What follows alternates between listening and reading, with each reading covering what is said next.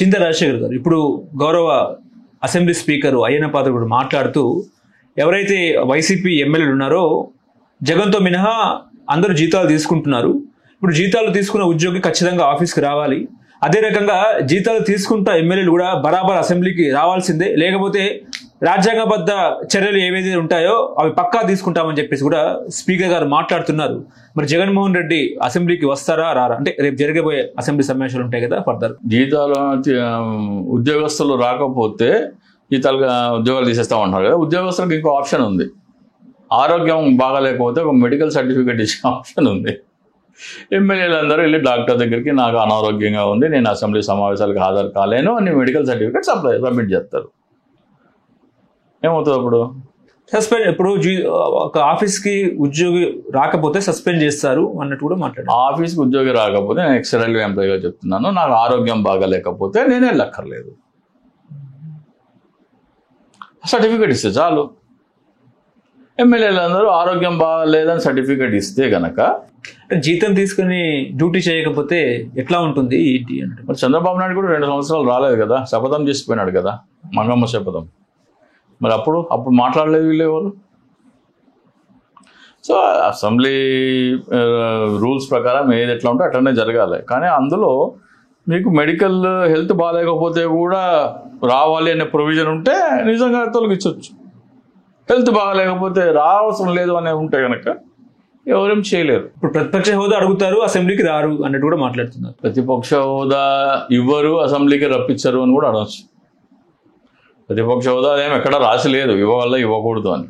ప్రతిపక్ష హోదాకి సంబంధించిన అలవెన్స్లు, ఆ క్యాబినెట్ ర్యాంక్ హోదా అవి ఇవ్వాల్సిన అవసరం లేదు. కానీ ప్రతిపక్ష హోదా ఇచ్చి అసెంబ్లీలో మాట్లాడవచ్చు.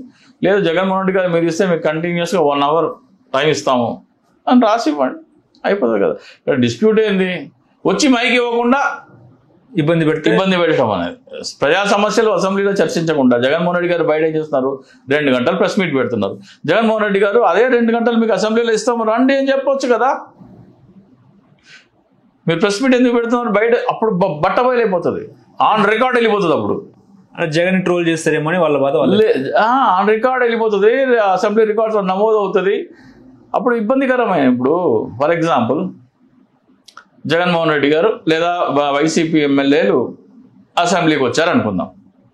పవన్ కళ్యాణ్ గారు ఒక ప్రశ్న అడుగుతారు. వాళ్ళు పవన్ కళ్యాణ్ గారు మీరు మీ సభ్యత్వం తీసుకొని మీ సభ్యులకి ఈ భూ ప్రపంచంలో ఎవడు ఇవ్వని 5 లక్షల బీమా ఇస్తున్నానని చెప్పారు కదా. మీరు ఈ సభ్యత్వం తీసుకున్నప్పుడు, సభ్యత్వ నమోదు 2020లో కరోనా తర్వాత మీరు మొదలెట్టినప్పుడు మీ జనరల్ సెక్రటరీలు, విశాఖపట్నంలో ఉండే జనరల్ సెక్రటరీలు కానీ, మీ అధికార ప్రతినిధులు కానీ, లేకపోతే మీ పార్టీ వాళ్ళు కానీ ఏం చెప్పారంటే, కార్యకర్త 500 కడితే పవన్ కళ్యాణ్ గారు ఆయన కష్టార్జితము 1500 జోడించి 2000 రూపాయలు ఇన్సూరెన్స్ ప్రీమియం కడుతున్నారని అని ప్రచారం చేశారు. ఆ వీడియోలు ఉన్నాయి, కాదనలేరు వాళ్ళు, వీడియోలు ఉన్నాయి. పోయి ఇది నిజమేనా? 2, 5 లక్షల ప్రమాద బీమాకి 2000 రూపాయల ఇన్సూరెన్స్ ప్రీమియం కట్టే ఇన్సూరెన్స్ కంపెనీ ఏది పవన్ కళ్యాణ్ గారు? దయచేసి మీరు ఏ కంపెనీకి కడుతున్నారో అది చెప్పండి. 3, మీరు ఆయన 500 మీరు 2000 వేసి ఏ ఇన్సూరెన్స్ కంపెనీకి కడుతున్నారో చెప్పండి, ఎంత ప్రీమియం కడుతున్నారో చెప్పండి. ఒకవేళ అభ్యర్థి కట్టిన 500లో నుంచే మీరు మిగుల్చుకుంటున్నట్టయితే ఇది మోసం కాదా? అంటే మీకు 2000 రూపాయల ప్రీమియము నేను 500గా ఇస్తున్నాను, మిగతా 1500 నేను భరించి మీకు ప్రీమియం తెలుస్తున్నానని వాళ్ళని ప్రేరేపించి 500 కంటే తక్కువ ప్రీమియం కట్టి మిగతా డబ్బులు జేబులో వేసుకోవటం ఇది మోసం అవునా కాదా? ఇప్పటి వరకు ఎంతమంది చేత ఈ మెంబర్షిప్లు గత 5 సంవత్సరాలుగా చేయించారు? ఎంత ప్రీమియం ఇన్సూరెన్స్ కంపెనీకి కట్టారు? ఎంత ప్రీమియం మీ చేతి నుంచి కట్టారు, లేదా మీకు ఎంత మిగిలింది? ఈ వివరాలు చెప్పండి అని అసెంబ్లీ సాక్షిగా ఒక వైసీపీ ఎమ్మెల్యే అడిగినారు అనుకోండి, పవన్ కళ్యాణ్ సమాధానం చెప్పాలా? ఎందుకు కొరివితో తల కొక్కుంటారు? జగన్మోహన్ రెడ్డిని ఎమ్మెల్యేలని అసెంబ్లీకి పిలిపించి ఇట్లాంటి క్వశ్చన్స్ అడిగించి కార్యకర్తల దగ్గర ఇంకో క్వశ్చన్ కూడా అడుగుతారు. పవన్ కళ్యాణ్ గారు మీ కార్యకర్త చనిపోతే ఇన్సూరెన్స్ డబ్బులు ఇస్తున్నారు కదా, ఆ డబ్బులు ఇన్సూరెన్స్ కంపెనీ ఇస్తుందా లేకపోతే మీరు ఇస్తున్నారా? మీరు చెక్ ఇచ్చేటప్పుడు నేను ఇస్తున్నాను అని చెప్తున్నారు. మీరు ఇన్సూరెన్స్ చేయిస్తే ఇన్సూరెన్స్ కంపెనీ కదా వాళ్ళకి డబ్బులు ఇచ్చేది, మీరు ఎందుకు నేను ఇస్తున్నారు అని చెప్తున్నారు అని ఒకటి. రెండు, ఇన్సూరెన్స్ కంపెనీ వాళ్ళకి డబ్బులు ఇస్తుంటే మీ కాళ్ళకి దండం ఎట్లా పెట్టించుకుంటారు మీరు? ఏ సంబంధము? ఆయన 500 కట్టాడు, దాంట్లో 200, 300, 400 మింగేసి 100 రూపాయలు ఇన్సూరెన్స్ కంపెనీకి కట్టావు. ఆయన చనిపోయాడు, ఆ కుటుంబానికి రావాల్సిన డబ్బులు ఆ కుటుంబానికి ఆ ఇన్సూరెన్స్ కంపెనీ ఇస్తుంది. నీ కాళ్ళకి ఎట్లా దండం పెట్టించుకుంటావు? ఇవన్నీ అసెంబ్లీలో అడుగుతారు.